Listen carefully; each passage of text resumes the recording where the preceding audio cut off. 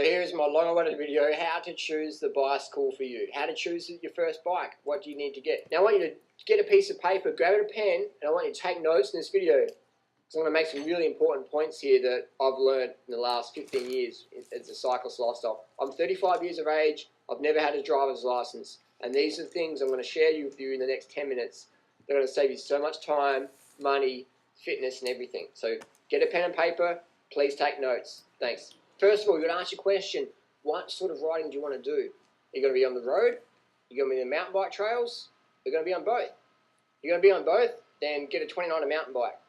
If you're just going to be 99% of the road, just get a road bike. I still ride off-road on my road bike. That's why I ride strong road bikes. That's why I don't ride those lightweight carbon wuss tanks that break in the first crash. I ride heavy-duty stuff. I'll get into more of that later. If you're going to do 99% of the road, get a road bike. You can get a flat bar hybrid bike if you want. If your flexibility is really poor, you can get a flat bar bike. So the road bike is the best. If you live in the city, get a road bike. If you live in the hills, get a road bike.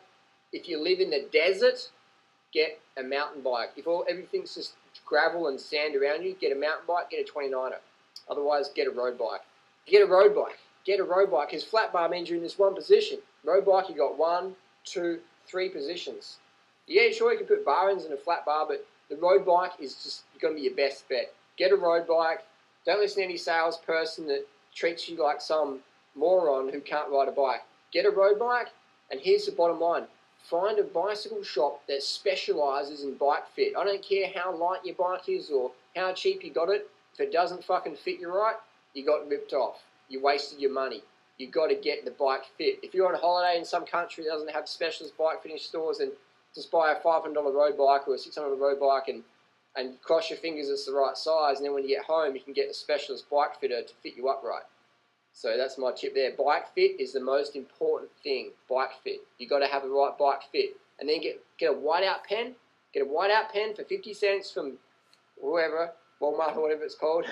Get a whiteout pen and mark your seat post height. Where your height of your seat post is, mark it. Mark the 4.5 position where your seat is, mark that. Mark the angle where your seat is, mark that.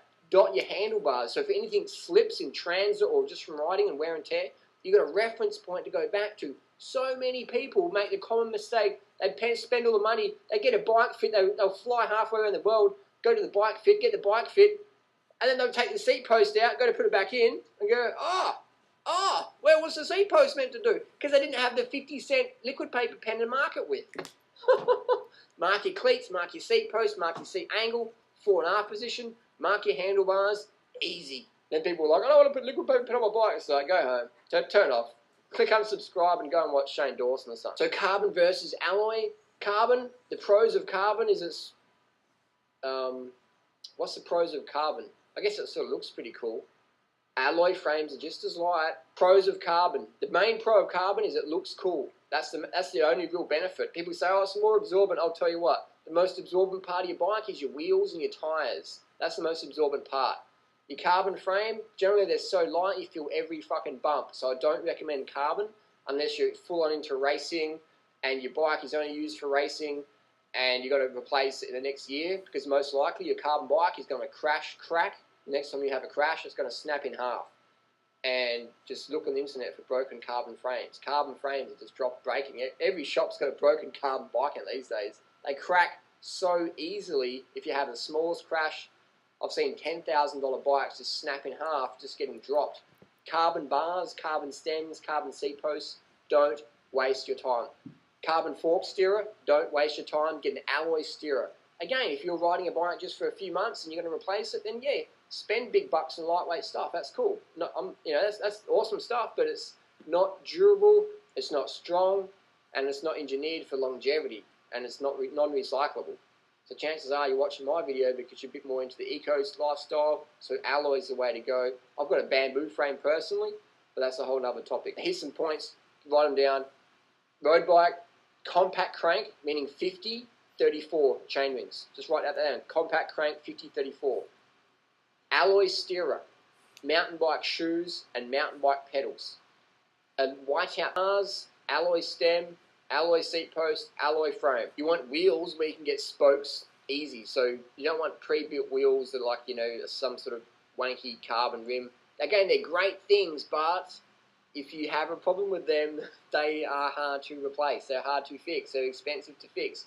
Not all shops can fix them, but if you use a standard spoke configuration, then any shop you travel into can fix your wheel for you.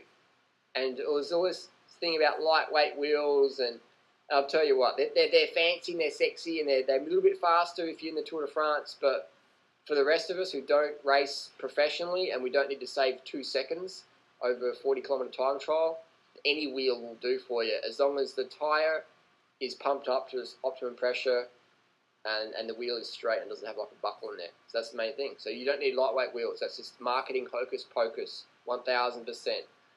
If you can afford them, if you want them, that's cool. You know, that's fine, man. I've used all that lightweight stuff and it's good fun, but it's really not durable, okay? So here we go. Here's a little tour of what we use in our bikes.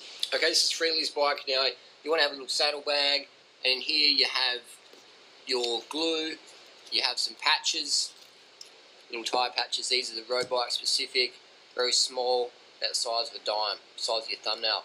And the secret with the patches is you must let them dry for at least 5 minutes. You glue the patch, you glue the tube, and you let it dry for 5 minutes minimum, and then you stick them together with your thumb like that, hold it for 30 seconds, and then bang.